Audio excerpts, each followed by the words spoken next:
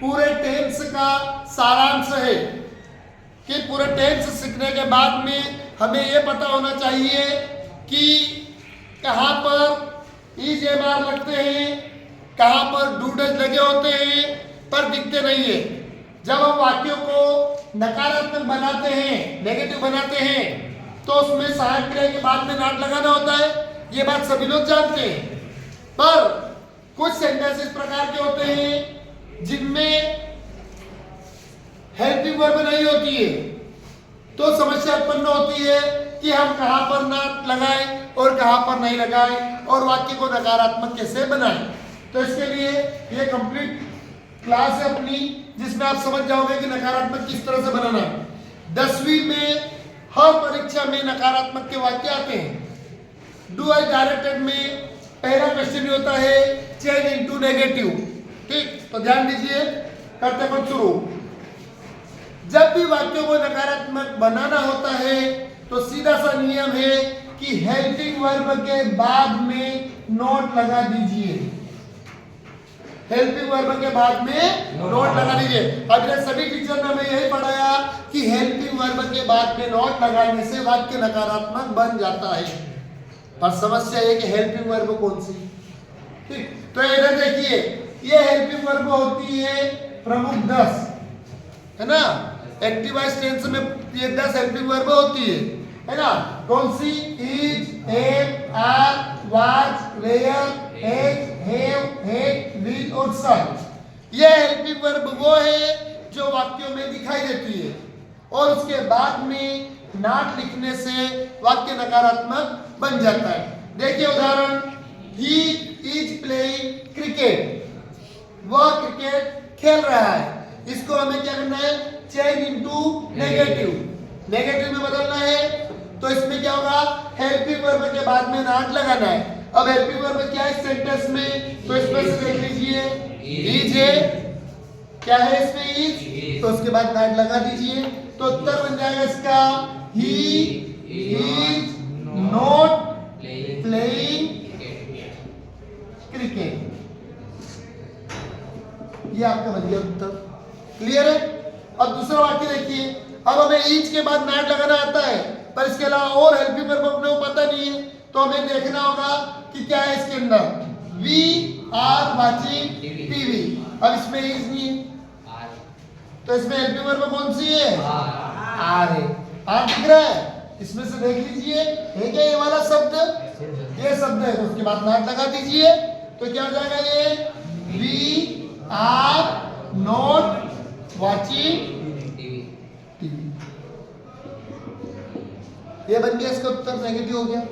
अगला देखिए, you will go to Ujjain. आप उज्जैन जाओगे। अब इसको नकारात्मक बनाना है, तो नॉट लगाना है। कहां पर लगाएंगे हम? हेल्पिंग वर्ब के बाद में। हेल्पिंग वर्ब कौन सी इसमें? देख लीजिए, विल, तो विल के बाद में लगा देंगे हम नॉट, तो क्या बन जाएगा ये? You will not go to. Clear है? ठीक, इसी प्रकार से अगला सेंटेंस देखिए, I have done my homework. मैं अपना गृह कार्य कर चुका हूं, है ना। तो इसको नेगेटिव बनाना है, तो इसमें हेल्पिंग वर्ब क्या है इसमें से? हैव। तो हैव के बाद में क्या लिख देंगे हम लोग? नॉट। तो क्या हो जाएगा?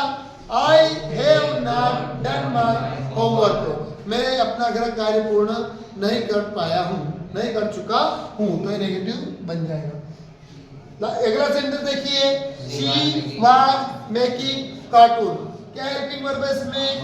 वाज। देख लीजिए लिखी वाज, है ना। तो वाज के बाद में क्या लिखेंगे हम लोग? तो क्या हो जाएगा? She was not making cartoon. वह कार्टून नहीं बना रही थी। क्लियर? अब ये तो वो सेंटेंस थे जिसमें हेल्पिंग वर्ब दिखती है ना। ये थे सिंपल सेंटेंस जिसमें हेल्पिंग वर्ब दिखती है, पर हमें समस्या तब उत्पन्न होती है जिसमें हेल्पिंग वर्ब नहीं दिखती है। ऐसी स्थिति में क्या करें? तो ये 10 हेल्पिंग वर्ब तो आपको दिखती हुई मिलेगी, तो उसके बाद नॉट लगा दोगे तो वाक्य नकारात्मक बन जाएगा। पर ऐसे वाक्य, ये 3 शब्द वाले वाक्य जिनमें हेल्पिंग वर्ब दिखती नहीं है, तो उसकी पहचान कैसे करेंगे? देखिए इसके लिए आप लोग, ये मैंने सेंटेंस लिखे, इस तरफ 3 सेंटेंस दिख रहे थे। तो पहला सेंटेंस देखिए, ही प्लेस हॉकी। अब देखिए इसमें क्या हेल्पिंग वर्ब के शब्द है? नहीं है। तो हम इनकी कैसे पहचान करेंगे? तो इसकी पहचान का सिंपल सा तरीका है, यदि क्रिया में, वर्ब में, किसमें?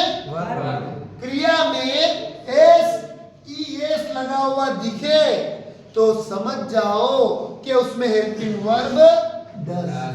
कौन सी हेल्पिंग वर्ब है? यानी कि उसमें एस को हटाकर उसके पहले डज नॉट लिखना है।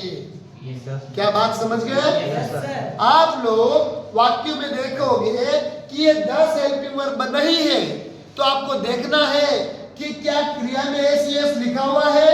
यदि उसमें एस लिखा हुआ है, वर्ब में एस लगा हुआ है, तो उसमें कौन सी हेल्पिंग वर्ब लगानी है? डज। और उसके बाद लिखना है नॉट। तो इसका उत्तर बन जाएगा ही डज नॉट, और यहां से एस हटा देना, प्ले हॉकी। तो ये आपका उत्तर हो जाएगा सही, और आपको 1 नंबर मिल जाएगा।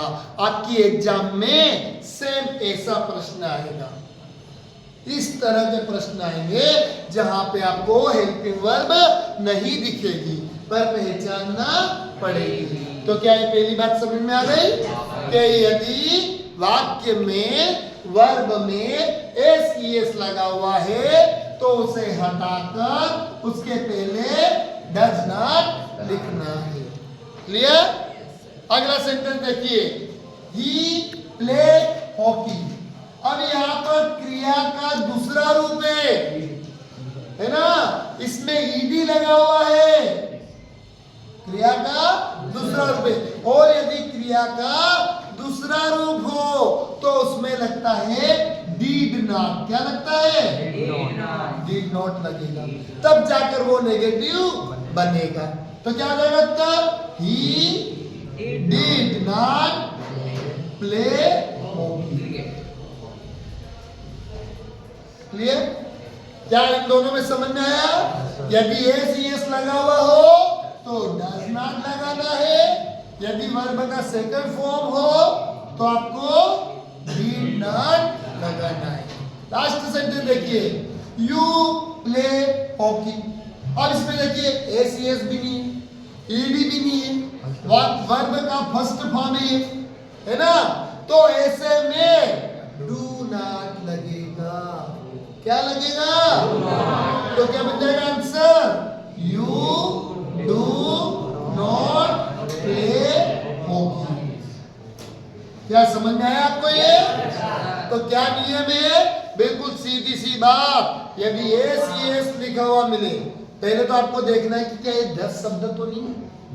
ऐसा नहीं होगा 10 शब्द लिखे हो और उसके बाद भी एस देख के डज नॉट लगा दो, तो आपका सेंटेंस हो जाए कि he is not, does not, मालूम पड़े सेंटेंस का सत्यानाश कर दो। ऐसा नहीं करना है ना, पहले आपको देखना है क्या ये 10 शब्द है, यदि है तो इसके बाद नॉट लगा देना, वाक्य नकारात्मक बन जाएगा। अब जब ये नहीं हो तो हमें फिर क्या देखना है? एस है क्या, यदि है तो डज नॉट लगा देना। ये उसके बाद देखना कि एस नहीं है तो क्या ईडी है, क्या वर्ब का सेकंड फॉर्म है तो उसमें डीड नॉट लगा देना। और ये भी नहीं हो तो क्या देखना? वर्ब का फर्स्ट फॉर्म है क्या, यदि है तो उसके पहले डू नॉट लगा देना। क्लियर? लिख लीजिए सेंटेंस।